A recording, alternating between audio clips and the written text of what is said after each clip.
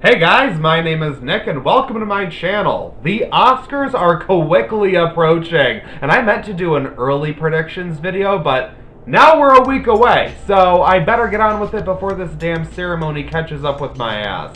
Of course, because this is a YouTube video, I gotta sprinkle the good stuff throughout, so hop around if you need to. But let's get things started with Best Animated Feature. I'm giving it to I Lost My Body, cause it's a hot take! International Feature, Parasite, obviously. Best Visual Effects, The Lion King. I know that there is no one else behind this one, but the entire movie is special effects. Star Wars is a no from me, The Irishman is some creepy uncanny valley bullshit, and 1917 is loaded with a whole ton of CGI rats that look like CGI rats for a movie that is so immersive. Otherwise, every time I saw a damn rat in this movie, I was like, that is CGI. It felt like they should have called the Lion King department and been like, hey, you got some rats for us to use? I'd love to see this go to Endgame, but this is the only nomination that it has, so I find that highly unlikely, but I'm pretty sure Disney is gonna buy this award one way or another. Best Makeup and Hairstyling. Who has ever really cared about this one? Why is Maleficent 2 in this category? Why was Maleficent 2 even made? But this is actually a pretty stacked year, as we have Judy, which means people had to work on Zellweger's face. Joker, I mean, people had to paint Joaquin Phoenix's face. Can you imagine? It's like plucking a chicken. 1917 had miles of dead bodies, which was quite impressive. It was like The Walking Dead, but, you know, entertaining. But I gotta give this one to Bombshell, because they made Charlize Theron look like Megyn Kelly. And that was some straight up witchcraft that made me forget about it as the movie went on. I mean, it was basically special effects. Bombshell, this is the one thing that it can win. Original Song, the Rocket Man one, because Elton John. Costume Design, Little Women, because it has to win something. And I could see Jojo Rabbit stealing this one, but it would pretty much be for the red shoes alone. Best Sound Editing, Sound Mixing, and Film Editing, I'm giving all to Ford v Ferrari, because these aspects of the film were incredible. I didn't even like the movie, but I could definitely appreciate how it was edited and assembled. And it does have a Best Picture nomination, so there's gotta be some love behind it. I could see it getting these technical awards, but my theory is that if Ford v Ferrari gets these, then 1917 is getting Best Picture. But if 1917 gets the technical awards, then Best Picture is up for grabs. Best Production Design, 1917. I thought the production design on this was incredible. The way that they set up all of the war zones allowed for the rest of the crew and the cast to be able to move through them in order to make it feel like we were really there and it was happening. I mean, the production design is the one that I think should be a complete lock. Although some think Jojo Rabbit could get this one. It all depends on how much love Jojo actually has, so we'll have to see on Oscar night. Best Original Score. It's going to Joker, because that composer is adorable. Best Documentary Feature, Honeyland, because it's also nominated for Best International Film, so it'll probably be the most viewed documentary. Best Adapted Screenplay, Greta Gerwig for Little Women. I think this will be the way that they make it up to her for snubbing her in the directing category. We see the way they like to spread the love around, and I know that there are some other names in the race here that could maybe swipe this one, but I see Gerwig walking away with the statue at the end of the night. Best Original Screenplay, I'm giving it to Bong Joon-ho and Jin Won-han for Parasite. Initially, I wanted to give this to Noah Baumbach for Marriage Story, because that would be really cute to see Gerwig and Baumbach, both partners, walk away with different writing awards, but I think that there's a good chance that they'll want to award Bong Joon-ho, and they often do this where if a director is nominated in writing and directing, they'll give it the writing award, so that way they can kind of cheat and award two directors. I think a couple years ago when Jordan Peele won. This is one category that 1917 has no business being in, but if they give it to Quentin Tarantino for Once Upon a Time in Hollywood, I will flip my shit, mark my words.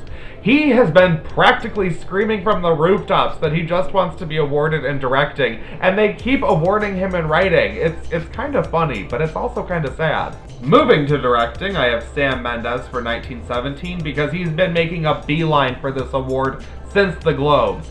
However, I have kind of been rooting low-key for Tarantino to win this one. Even though I didn't love Once Upon a Time in Hollywood, I love the way that it was directed. I think it would be a total upset, but I think it would be a welcome one for pretty much everyone.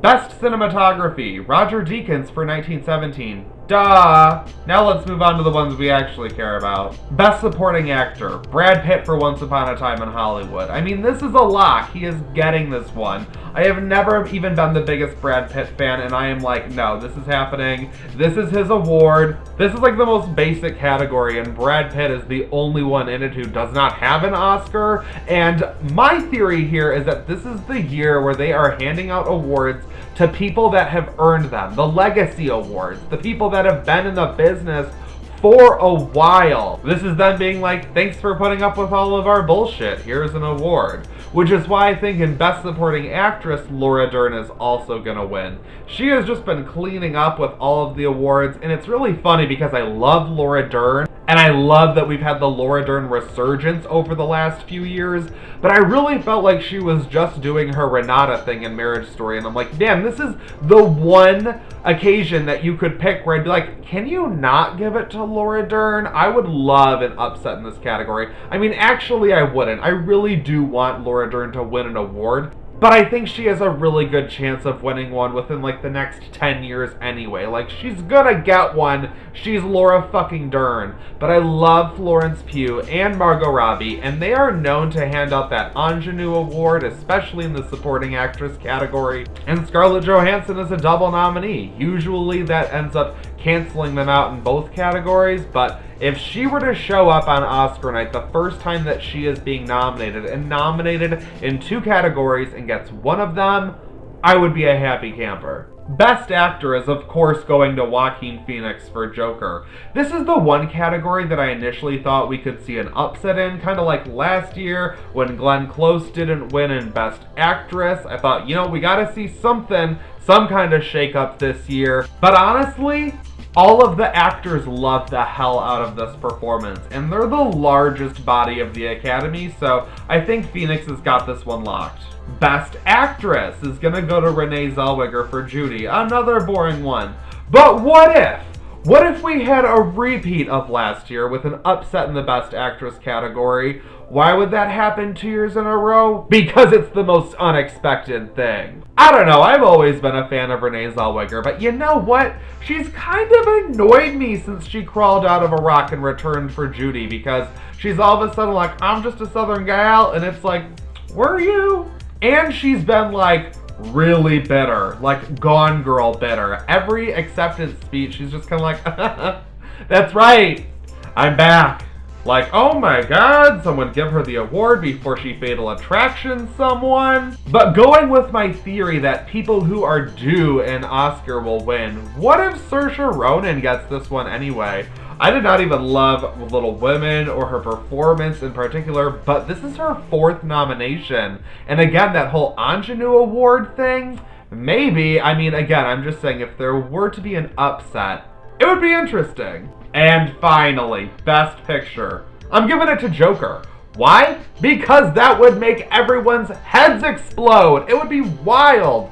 Really, this one is a toss-up. We have no idea what's going to win come Oscar night. It sounds like a safe bet to go 1917, but I don't know. I just feel like there's always a last-minute backlash, and people just kind of go for something wild when it comes down to the wire, and they gotta cast that vote on their ballot. And I just think that Joker has just been such a huge deal. I mean, such a huge deal. It just had such a huge impact on people, and this is my argument for it. Remember how they were gonna put that Best Popular Film category in there, and everyone was like, the fuck? This would be like the ultimate way for the Academy to be like, we're sorry, we're so sorry, that's silly. We love popular films, see? And those are my mostly random Oscar predictions. What do you guys think? Let me know what your predictions are in the comments below. Thank you so much for watching this video. I greatly appreciate it. Like it, share it with your friends, and subscribe to my channel, and I'll see you in my next video.